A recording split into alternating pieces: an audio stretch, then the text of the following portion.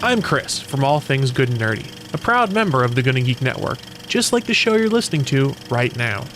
The opinions expressed are those of the individual hosts. Make sure you check out all the other great podcasts at GonnaGeekNetwork.com and get ready because geekiness begins in 3, 2, 1. Welcome to episode number 119 of Better Podcasting. Today, we're going to include the new listener of your podcast. In this week's Better Podcasting download, we've got a report on something that has come and gone, and quite predictably, if we're being honest about it. And finally, in this week's Better Podback, we've got one listener who's coming to Steven's defense about his Behringer problem he spoke of last week. What up with that? Unheard of. Unheard of. Go, Lauren! Welcome to Better Podcasting, a show where we talk about podcast tips, tools, and best practices to help you succeed with your podcast. What makes us different? Well, just like you, we podcast purely out of the love and fun of it. Podcasting is our hobby, and we recognize that it's yours too. We always encourage your questions and feedback, and you can find all of our contact information at betterpodcasting.com. Here's your host for the show, Stephen John Drew and Stargate Pioneer.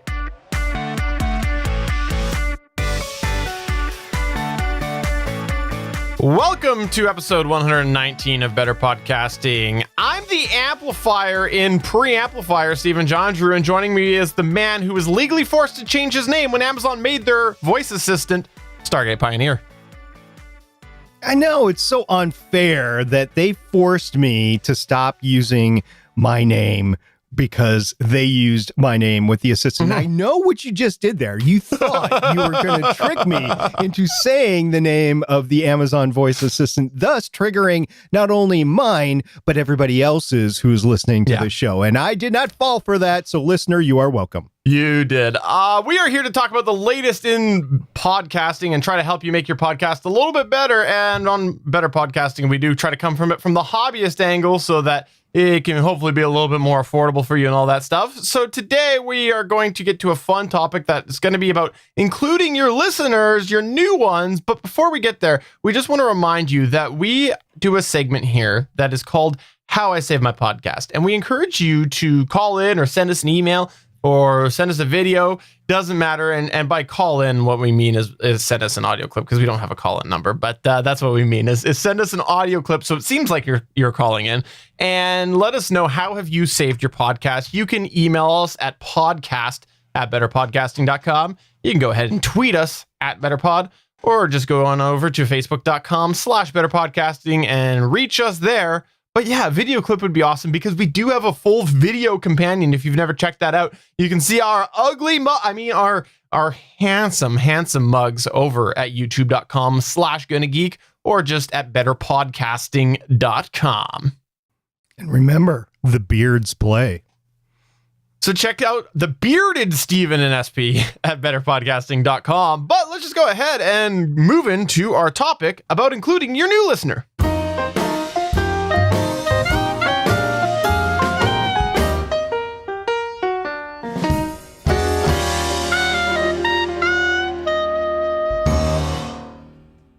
So sometimes in podcasting, it's easy to get focused on what you know, and that includes your listeners. But have you considered the listeners that don't know you yet? You know, the ones who are checking out your show for the first time. And if you're checking out Better Podcasting for the first time, welcome to Better Podcasting. We are happy you decided to join us. So it's an important factor, by the way. If you're trying to grow your audience at all, you want to pay attention to how you appear to your new listeners, because every show could be their first show. And they are the only ones that are going to get you to grow. You can't grow on your own. You can't grow with your existing audience. You're going to need new listeners to grow your show. So today we're going to talk about ways to include your new listeners. Excuse me. Avoid excluding them. I paid like $3,000 for podcast listener steroids. I was told that would help my podcast grow. They were steroids that I paid for. Now, Stephen, I warned you to beware of those Russian podcast coaches out there that might allow you to think that you can grow your audience through steroids. So I'm not getting new listeners. Okay, anyways, we'll try to follow my advice on this show here. But first things first, it's important to remember that every show could be somebody's first listen. Now, why is this important? Well, sometimes as podcasters, we release so routinely that it's easy for us just to fall into what we know, the habits. And this means that sometimes if we have a quote off show, that might be something that's the first impression that you're making with that new listener. And that's why you got to be a little bit aware of that, because if you do have a bit of an off day or a lull, yeah, okay, sure, your regular audience is going to know this isn't what we expect from Stephen, but, well, actually, everybody expects it from me, but putting that Nobody aside, expects anything from Stephen, actually. That's the inside joke there. but seriously, that does mean that a new listener might hear that and think this is what they're set for every week. So you really want to think about that as you record your show. And this is why at Better Podcasting, we usually don't advocate putting out a podcast just for the sake of putting it out, because a complete disaster of a podcast just to get a number could make a very, very, very bad first impression. And it's happened to podcasts that have applied to the Gonna Geek Network. We go in and we listen to some of their episodes, and if they just happen to apply at a time where they have an off week, a week or two later after they apply, and you're listening to it going, what is this? This is not something that I would want on the network. And then every other episode is fine. So that's just an example of how it could affect your show, let alone your new listener. So, and a lot of the times when we evaluate shows, we are new listeners to the show. So we kind of do that from the listener perspective as well. So what you're trying to do is balance content of various different levels, right? You want to balance content for your new listener and for your experienced listener. So no matter what the subject is, you'll probably find that your audience is of various different levels of passion on that subject. For example, a woodworking podcast might have a few vocal fans who can make some advanced pieces of furniture in their sleep, and I'm so envious of that. But if you're just starting to tailor your show to this level, you might exclude the new guy checking out your show who thinks varnish is a stain. Stephen. So for your newer listeners, in episode 99, there was a skit that one of our listeners did that involved both of us, and this is a joke about that. Oh, do you see what we just did there? We included the new listeners into what happened in episode 99. Well done, SP. Well done. But seriously, though, it's a great example of it because you don't want to sit there and assume that your most active listeners are your entire audience base, because that's how you end up excluding the varnish guy. That's me, the varnish guy. Varnish guy. Who thinks varnish is a stain? I'd still get a kick out of that. And you really want to make sure that you pay attention to that, because if you do start talking all sorts of advanced lingo that they don't understand, or just a whole other level of experience that they don't understand, they might start to hear you as that teacher in Charlie Brown. You remember the wah, wah, wah, wah, wah, wah, wah, wah? That's what they're going to hear from your show. And they're not going to listen to 60 minutes of that or 30 minutes. Wow, that was a very fast teacher. I've never heard a Charlie Brown teacher do that fast. It's like, wah, wah, wah, wah, wah, and you're like, wah, wah, wah, wah, wah, wah, wah. You're like on steroids. You are taking steroids, aren't you? I 3 times my Charlie Brown episodes, okay? Just like my podcast. Okay. Hey, but you have to consider how your show structure will seem to a new listener, right? There's a really big push by many people right now to shorten their intros, and I'm not a fan of that, but a lot of people are, because some listeners are commenting that they skip over the beginning. And there's a lot of podcasters out there who say they know just to skip the first 60 seconds of a show because they know exactly what it will say. But pretend you're a new listener coming to your show. Are you feeling out of the loop by just jumping right into the content? I mean, it's all well and good to shorten your opening, but if you don't couple that with a quick blurb at the top of your show to kind of hook somebody in and tell them what you're about and what they are about to listen to, how will they know what kind of podcast you're listening to? And they might just get confused in the first few minutes and turn it off. So you should try to find a way to tell them why your show matters, why you matter, even if it's something like, hey, you've reached episode number 3051 of SP's Fried Fish Podcast. Here, I drop that fancy eating nonsense and tell you how you can make your fried fish the best it can be. See, this includes a new listener and tells them exactly what they're about to hear. Now I want that podcast, SP. I want it so bad, so bad. But let's be honest, we could definitely shorten the intro here on Better Podcasting, but we take the opposite route. We've elected to leave it in, and if those people want to skip over that 60 seconds, they can definitely do that, because we just feel that there's so many podcasts out there that our intro tells people a little bit about why we have a different approach. And that's what that's there to accomplish. And so that's why we here have opted for our way to go. So just because you see people doing a whole bunch of different shortening and things like that, and you see people end up making a change with their intro, it doesn't mean that you have to make the decision that you think is going to be best for your show as far as how you introduce it off the bat. Yeah, but you can look at your common elements of your introduction. Is there a way you can freshen them up for the old listeners while keeping the structure the same, and perhaps find a balance between the two? If you're going to be doing something that banks on a previous episode, by the way, make sure to set it up, right? So this could be as simple as explaining it like I just did when I referenced episode 99, but it could also be something more produced, like last week on episode 99 of Better Podcasting. Or, hey, ask SP, he'll do the voice work for you.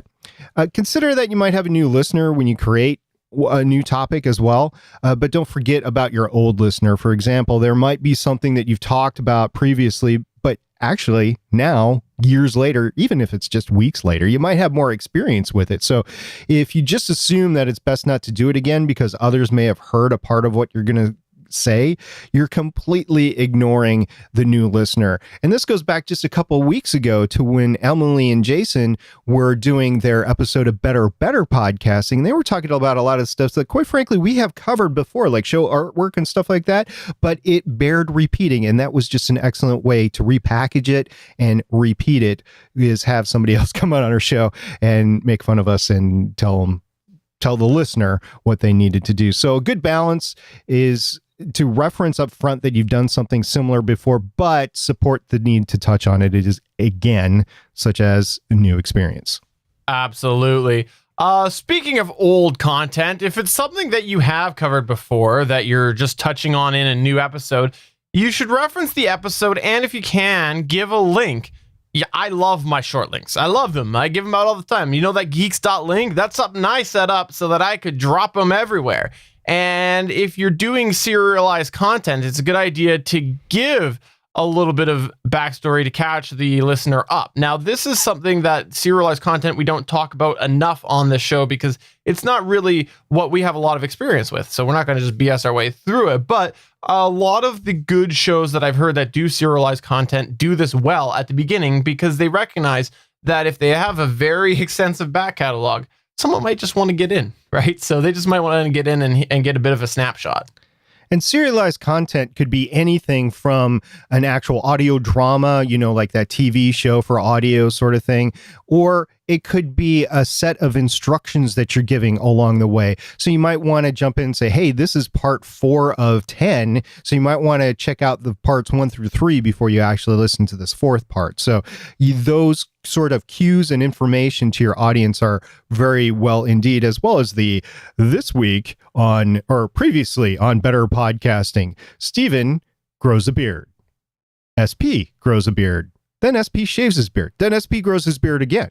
So something like that. I know that was kind of stupid. Yeah, by the way, all you new listeners, you're not getting what that's about. That's sort of an inside joke, not joke, because SP once a year ends up shaving his face off for allergies, and he tells a story every year. But anyways, that's what you want to avoid, is just dropping something in your show that the new listener might not get. And that's something that you want to try to avoid, is the inside jokes. And we see a lot of podcasts do that. A lot of people who end up applying to the network, they drop these inside jokes and we're lost. As a new listeners coming into their show, we don't understand them. So yeah, sure, a recurring gag, people will pick up on that and they'll be all part of the fun. if your show is constantly dropping inside jokes, it might get a little bit confusing for someone walking into your podcast. And then if somebody is new to your podcast, you want to give them some calls to action, which is why generally podcasters do that every episode. The problem, though, is if you're giving the same call to action the same way each week, I guarantee you will speed that up from the tempo that I'm talking right now to very, very fast. Like you're on a LP that's going 10 times fast, and your listener might not be able to understand a word that you're saying. So make sure that you enunciate enough, or maybe repeat it. Sometimes, like, you're giving somebody your phone number on a voicemail message, like if you actually leave voicemail messages anymore. I know some people do at work, and you're like, oh, call me at da da da da da da da da da da, and you rattle it off really fast. I hate when people do that to me. I'm like, what did you say? So I end up listening to the messages like 7 times. So if you even just repeat it a couple of times, even if you're saying it really fast, the listener will have an idea of being able to actually understand what your call to action is.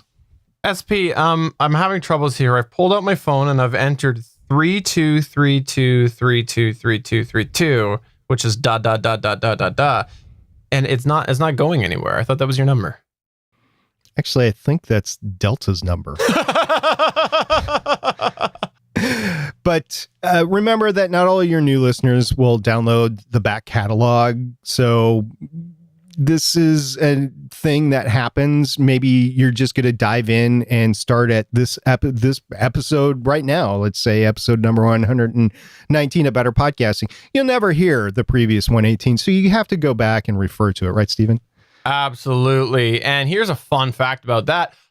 This guy, yours truly, Stephen, has only ever once tried to download an established podcast back history, and I gave up after about 20 episodes. Yeah, sure, I've done newer ones that are like, 20 episodes or less, maybe 50 even at that high, but and 50 is probably even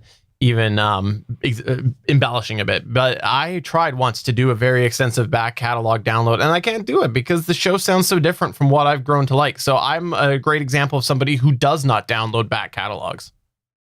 I have, but it takes a long time to get through, especially if you're listening to other podcasts. So say they have like 300 episodes, or in my case, I stepped into a podcast that had 900 episodes. They were shorter to start out with, but at the beginning of their show, it was like 10, 15, 20 minutes, but eventually they got up to that half an hour long thing. So it just took a long time to get through. And in fact, I'm still trying to get through that particular one. So yeah, depending on how many episodes you have in your back catalog, you might not be able to grab a new listener and have them listen to your entire back catalog. So it's just something to think about, and it's something to be conscious of as you continue to look at your download numbers. And this is something that I really do encourage people. If you preview back your podcast at all, even if it's just for editing reasons, look at it from the perspective of a new listener. If I was new coming in here, would I get all of these jokes? And I try to do that when I listen to the shows. And admittedly, there are some things that I listen to, especially on the GonnaGeek.com show, that I go, oh man, nobody's going to get that. And I really do think that that's something that it's beneficial if you can at least make one change a month even. It helps move the momentum forward, move that ball forward. And it's a really good idea just to try to objectively think, am I excluding the new listener too much? Because you might be.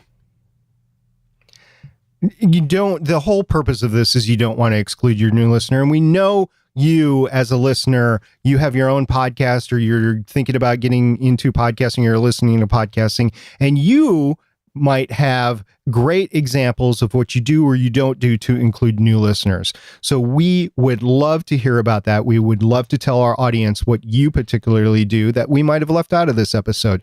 So go ahead and get a hold of us at our contact information. You can always tweet us at BetterPod on Twitter, and you can catch Stephen on Facebook, because I'm not on Facebook and it's Better Podcasting on Facebook. And you can always email us, podcast@betterpodcasting.com. As Stephen said before, we do take audio feedback via email. We also take video feedback. If you send us a link to your video, Stephen will be able to throw it on to the YouTube. So these are great things that we want to hear from you about how you include your new listeners. So I'm looking forward to hearing from you about the new listener. By the way, if you don't send us a video, SP is going to go out and buy an iPhone 10 that has that Animoji feature, and then we're just going to make you an Animoji. That's what it's going to be. I also might buy the new Mavic Air drone and follow you around. Creepy. Let's move on to our download. Welcome to this week's Better Podcasting Download. You know this. You know that here at Better Podcasting, Stargate Pioneer and myself are big fans of the Audio-Technica AT2005 and the Audio-Technica ATR 2100. These are some of our favorite microphones that we have to recommend to a new podcaster because they're relatively inexpensive, they're feature-rich, and they just overall sound pretty decent for somebody starting out. They're a lot better than a lot of the other microphones available at that price point. Well, last year, early in the year, in early 2017, Facebook groups kind of exploded to a degree about something that was noticed. People noticed on Amazon the States, down in Canada, that there was a microphone called a Knox microphone, a KNOX podcast microphone. That was the official name of it, the Knox podcast microphone, a dynamic cardioid USB/XLR. Well, it looked a lot like the ATR 2100 and the AT 2005. In fact, it looked like Mama ATR 2100 made a baby with Daddy AT 2005, or vice versa. This is a podcast for everybody, Steven. You have to be careful about how you approach these topics. So it looked like the genes were spliced together, and that's what ended up being the product of said gene splicing, and it was crazy. It looked so much like it. So naturally, Stargate Pioneer decided to buy one and try it because it was about $20 cheaper than the ATR 2100. And in March of last year, early March 1st specifically, SP dropped a shootout on our YouTube channel comparing the ATR 2100, the AT 2005, and the Knox podcast microphone. And guess what? It sounded nearly identical for all intents and purposes to the ATR 2100. We've mentioned before that in the past on the show that we feel the AT 2005 sounds a little bit different. We actually prefer the sound a little bit, but it's very, very nominal. Like it's not much of a difference, but this Knox sounded just like the ATR 2100. And because of SP's review, joking aside, because of SP's review, a lot of people bought it. Yes, a lot of people bought it without SP's review, but a lot of people shared that review that SP did, and it just sounded so much like it. Well, on that time frame, we looked at it and we said, well, it looks like maybe it's infringing on something. Maybe is it infringing on a patent? We don't know. We're not legal experts. So SP decided to reach out to Knox and ask about that. And this was the response that he had received back then, which we shared at the time in episode 69. Thank you for your interest in our Knox microphone. We do not have any sort of deal with Audio-Technica. We are an independent company. Many customers have told us that our microphone looks very similar to the Audio-Technica ATR 2100, and they say it works just as well. It is very possible it comes from the same factory, although the factory has neither confirmed nor denied this when we reached out to ask them. I hope I was able to answer your questions. Regards, Sam B. So clearly, the people who were making the Knox podcast microphone didn't really manufacture it. There was just somebody else that made it, and they rebranded it. That must have been what it is from that email. And we talked about that at the time. And we also questioned long-term whether or not this microphone would be around because, let's be honest, it's an unknown brand putting out a microphone that's in high demand. And guess what? Jump forward to today in 2018, February, and everybody is saying, I can't get it. We actually were contacted by a couple of people over the last little while, people who are wanting to get it. And it's just not for sale anymore unless you pay third-party prices, which are obscene. So it's now a collector's item. It's clearly a collector's item. And if you own one, you're worth millions of dollars. Not really. But in any case, it's a shame. And I'm hoping that somebody makes another version of it because I do like the idea of driving down the ATR 2100 price. It used to be a lot more affordable than it is now. But yeah, the Knox podcast microphone, while was a great substitute for cheaper, unfortunately, it does not appear to be available anymore. So it is not available on Amazon or anywhere else that I can find it actually for sale. I did reach out to the company and I asked what happened to the product. I have not heard, this is a couple days later, and I have not heard back from the company. And also, it's just not on their website. Like, it's not on their, I think what the company does is they make cheap knockoffs or products that are very similar to other products, have a limited run, and then they shift to something else. I don't know for sure, but that's what it looks like to me. So the Knox microphone was probably, the Knox podcast microphone was probably part of that. Could they bring it back at some point in time? Sure. Maybe they do another special run to manufacture it and then sell it off. But in the meantime, this is another thing. Since you can't get the Knox podcast microphone right now, over last weekend, Amazon did run a deal that you could get the Samsung Q2U microphone for $35. I mean, that it's even a better deal, in my opinion, than the Knox podcast microphone. Stay tuned to the Gonna Geek Gear channel. I will have a full review of this microphone sometime later on this year, and you can go ahead and get that. You can get the Audio-Technica AT2005 or the Audio-Technica ATR 2100, probably at a much increased price, but it's still a deal. Even at $80, I think it's a deal because you get the USB, as you were saying, feature-rich, USB and XLR, and it sounds really good for a starter microphone. I wish I would have had one as my starter microphone versus that Behringer XM 1800S. So unfortunately, what this all means is that we no longer have our go-to lower end tier of the microphone that we like. That's something that we liked it because it sounded just like the microphone we like, but it was less. So that's always good for a hobby podcaster. Unfortunately, it's just not around, and maybe there will be something else in the future. However, for now, it's a collector's item, like we said. It is, and I will sell mine for $1 million. If you have one of these Knox microphones and you want to go ahead and scalp it, do it on amp. No, I'm just joking. But let's go ahead and roll into the Better Podback.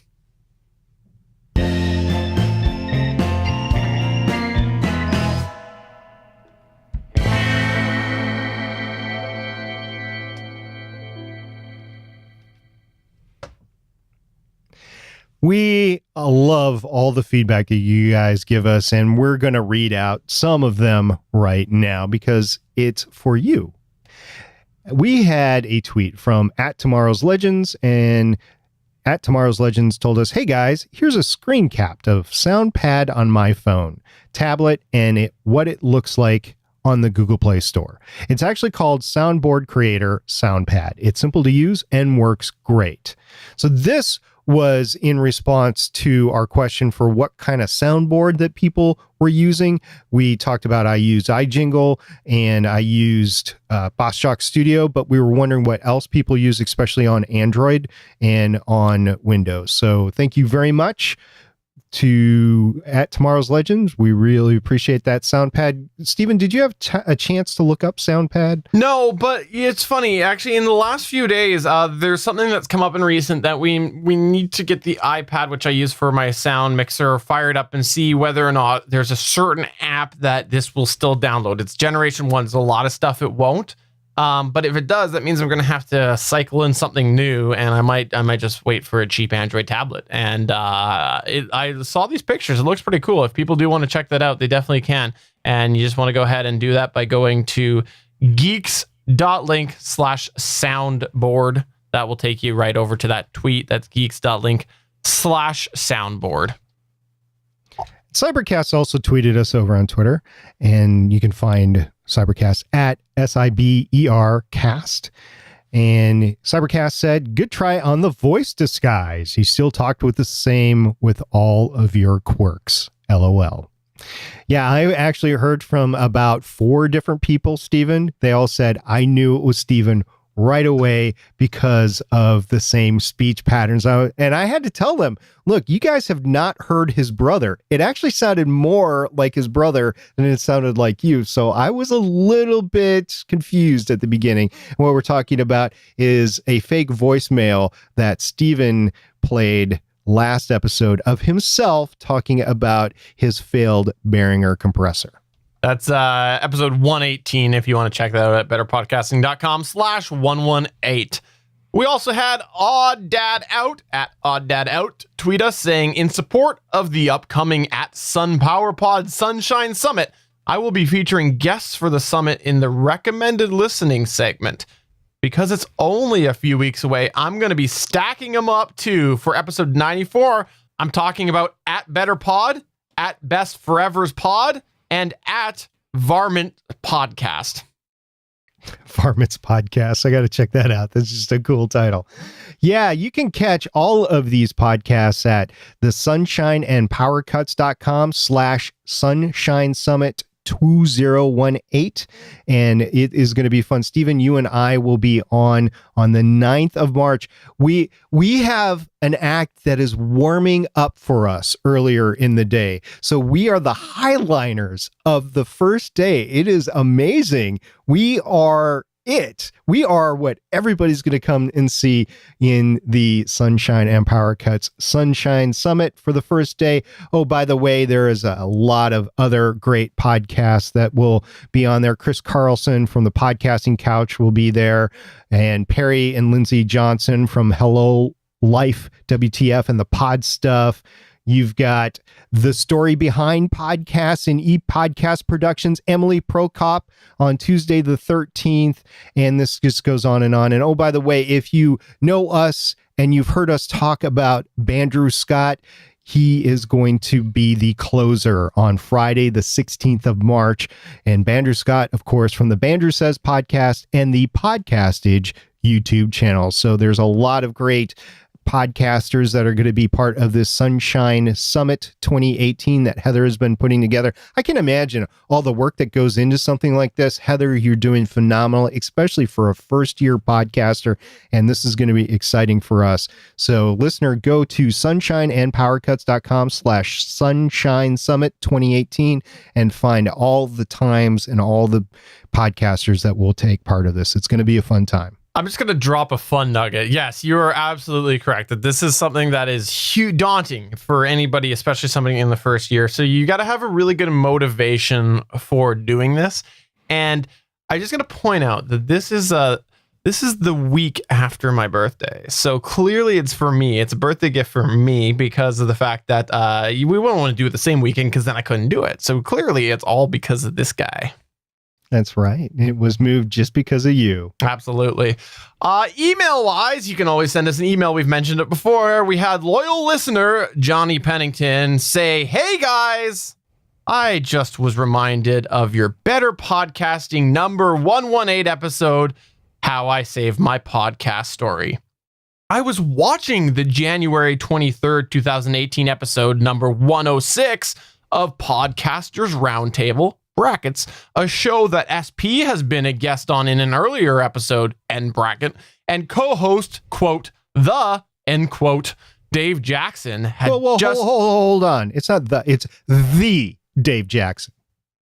It's how it's written. It's quote, the, unquote, the, Dave. No, it's copyrighted. It's the Dave Jackson. Okay, so quote, the, end quote, the Dave Jackson had just incurred multiple hardware breakdowns. His computer mouse, his Aphex 230 master voice preamp, and his EV RE320 microphone, the same microphone that SP normally uses. All of his breakdowns were not Behringer products. Oh, thank you, Johnny. Thank you so much for that. Back to the email. I say that because your, quote, mystery guest, end quote, Stephen John Drew, had his Behringer MDX 4600 die on him. Dave has line conditioners on everything and is not for sure what happened at the time of the recording. I mention this because I believe Steven does not have any power conditioners. Brackets, perhaps Canadian electricity is superior to US electricity, question mark, end bracket. I say this because I've never seen in Steven's hardware episodes any mention of them. I and perhaps thousands of your listener/viewers are wondering why he does not use them, and does he think it could have been a factor in his compressor's demise?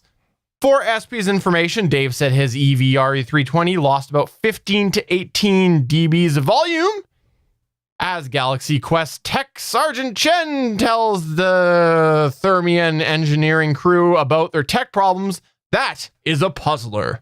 Johnny Pennington. P.S. In Podcasters Roundtable, this conversation starts at about 2.5 minutes and lasts for about 3 to 4.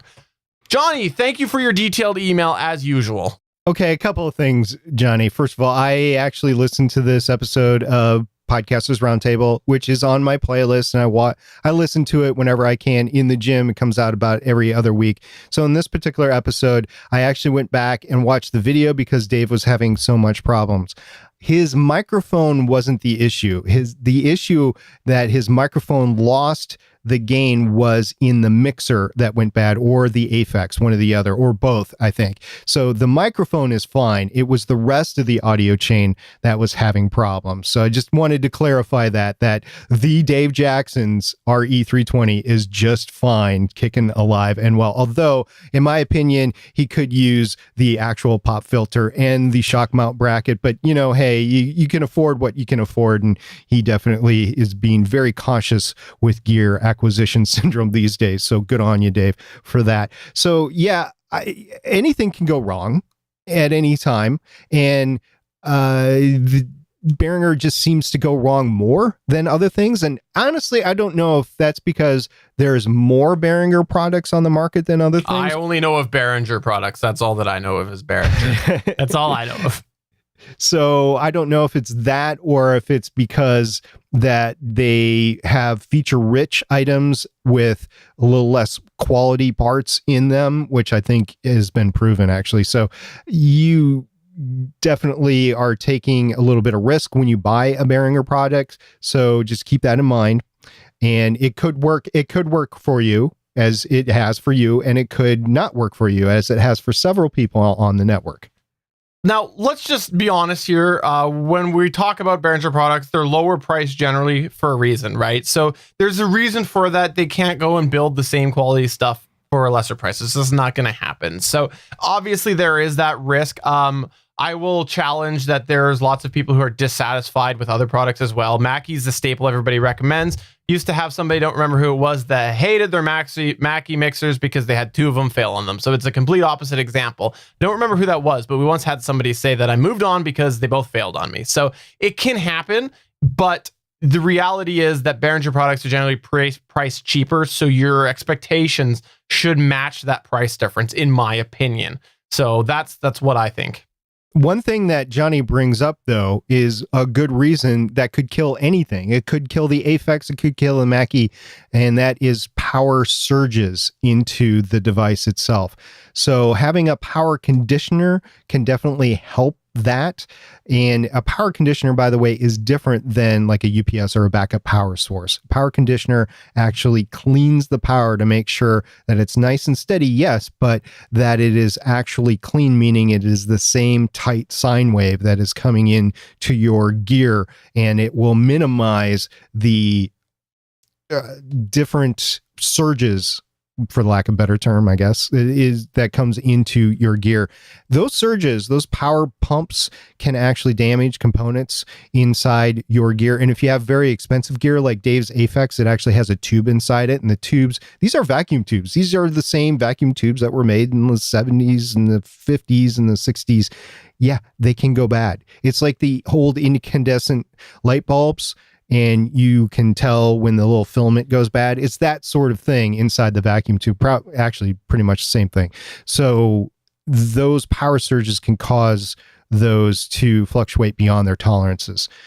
With that said, I will say that I do not have a power conditioner. However, I do have the battery backups that SP mentioned. And if you Google this, and I implore you to check outside of your podcast circles, go instead to the music industry. A lot of people challenge that a UPS is, if you can buy a UPS or a power conditioner, that you're better to spend your money on a UPS because of brownouts to a degree that you lose the power signal. A power conditioner won't help you if it loses power. It helps keep that power clean, but if it's not getting power, it still shuts off your stuff hard. So that's why a lot of people challenge that if you can get one or the other, it's better to get the battery backup. Now, the flip side is that a power conditioner can sometimes draw a lot more power than not having a power conditioner if you look at that. Now, also, I will say I've looked into power conditioners before, and if I was going to, I would go with a Furman. They've got a pretty reputable name in there, but at the moment, do I think, to get back to your question, do I think that it contributed? I doubt it. The reason why I doubt it is because A, nothing else got damaged, and B, it's the Behringer product, right? And obviously, I've said that the Behringer products are priced cheaper, and there's been more stories about them going bad. So I doubt that it's anything to do with the power conditioner. In your case, I doubt it's the power conditioner. I don't know what the case is with Dave Jackson stuff. It could have been a brownout. It could have been a power surge. We just don't know. It could have been limited to one piece of gear that did an audio chain or an electrical chain and affected other pieces of gear too. I don't know. And I haven't asked Dave yet. And I don't think he would know either, but I do know that he had to replace his mixer, and he went back to what he had been using before, which was the DBX 286 versus the AFX 230 Voice Master. So that I do know. And Dave, if you're listening to this, thank you very much for sharing all that. That was tremendous information, and horrific for those gearheads of us that are like, oh, the AFX went bad. And by the way, if you are looking at a battery backup, I would also encourage you to do some research on what a pure sine wave is. That's SINE. I don't want to get into a position that I give information on something that I'm not well versed in, but I am versed enough to recommend that you look into that and how that plays with audio gear if you're going to look at getting a battery backup. So there you go. That answers Johnny's question. Johnny, thanks so much for sending that in. It's actually a really, really great one to get people thinking about the possibility of gear damage through power. We'll often neglect that, and it's a condition, especially in the harsher seasons, right? You've got lines going down, you've got all sorts of things happening, and yeah, I don't know, could have been that, probably not. Yeah, I can tell you that both Steven and I have our UPS systems that are pure sine wave. We don't have any on our podcast gear that aren't pure sine wave. So the last bit of feedback that received for this episode that we're going to talk about is on YouTube on Steven's L12 video that he did, the big walkthrough. And the YouTube comment was, how would you compare this to the R16? Just got the R16 new because I've seen it in action, but curious if I should go with a newer unit. Great video, by the way. And this was left by Corey Wilson. And let me just say this, I don't actually have personal experience with the R16, and that's how I ended up replying, because I don't know. I don't have enough experience. I researched it at one point, but my understanding is that the preamps are grossly better on the L12, allegedly. I can't say for sure, no firsthand experience, but R16's older. If I understand, it's more of the generation of the H4 or H4N? Yeah, which I have heard if you have one of the older H4Ns, it is light years better to get a H4N Pro or an H5 or an H6 or the L12, all newer things. Actually, I'm looking forward to Zoom redoing the R12 line or the R16 line, because it was a very capable piece of gear that both Steven and I looked at, but we opted for the H6 instead, but that was a few years ago. So Zoom has been updating its stuff as it's gone along. Matter of fact, they just unveiled the F1, which is a great little pack for a lavalier microphone. I someday would like to get my hands on one of those, and just pay attention to what Zoom is doing. Pay attention to what everybody's doing in the gear world, because you might want one of those mix pre 6s or 3s that are supposedly better than the Zoom H5, Zoom H6 in terms of preamps, but at the same time, they're a little bit more complicated because you have to get into the digital. But once you set it up, it is fine. It is ready to go. So lots of gear stuff going on, and we try to keep track of it here at Better Podcasting. But honestly, just between the two of us, and because this is a hobby, there's just so much gear that a lot of times we're looking at gear that's being used by other people, and we're seeing if we trust them or not to give a good quality review and see if it's something that we want to invest in as well. And also, one last thing before we wrap up while we're talking about gear. A lot of people that I've seen in podcast circles in various ways use the Zoom H1. Zoom did release a new version of that, the Zoom H1N, and they've made some really solid changes to it. If I was traveling as much as I was last year, I would probably consider upgrading my H1 to the H1N, just because there's a few interesting features that they've done, especially interface-wise, and it's a lot more modern. And you should check it out if you're thinking about buying the H1. Maybe it's worth saving, because right now the H1s are a lot of places on sale. Maybe just paying the full price for the H1N. The only thing I've got against the H1N is it's got no XLR input. It's just that 3.5 millimeter input and the XY. And it's a limiting factor to some people that might not be as technically adept as you, Stephen. Yeah, but it's really a different use case altogether. So but they put one of the cool things that I like, and I'll just ramble about this, is they put the volume dial on there that you see on some of the bigger mixers, which is really nice, or the gain dial, whatever you want to call it, which it's just nice to have that easy accessible. So it's a smart move, really smart move on their part. I agree. Yeah. So there you go. That's going to take you to the end of another episode of Better Podcasting. Before we wrap up, we'll just remind you that we are part of the Gonna Geek Network. If you're not familiar with the Gonna Geek Network, the Gonna Geek Network has a plethora of other geeky podcasts. We've got some that cover just general geekery. We've got some that cover specific TV shows, including the all-new edition of Legends of S.H.I.E.L.D. Stargate Pioneer is out. He's been fun. No, that's not true, but he did miss a couple of episodes, and you can check that out at GonnaGeekNetwork.com. He was away, but there's been some good stand-ins for you, and I will say that Michelle is a wonderful addition to your show. I was just going to say, they're not stand-ins. They've got the show firmly in hand on their own. Am I leaving Legends of S.H.I.E.L.D.? No, but I feel comfortable in being able to step away when I have to for personal reasons that they could take the podcast and run with it. So I'll just say it here on Better Podcasting. Thank you very much, ladies. Those are some of the best episodes this year. So if you haven't listened to them yet, go over to the Gonna Geek Network and listen to Legends of S.H.I.E.L.D. Awesome. So for episode 119 of Better Podcasting, I'm Stephen John Drew saying thanks for checking out the show, especially if this is the first time that you've done it. And I'm Stargate Pioneer saying go check out your local LP dealer. I mean, we'll see you next week. Bye.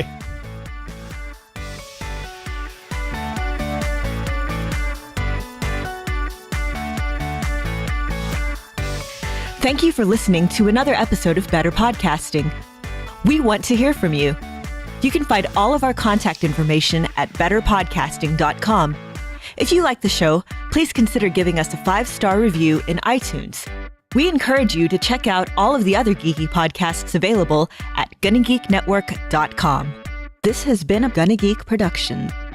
Thanks for listening, and we will see you again next week.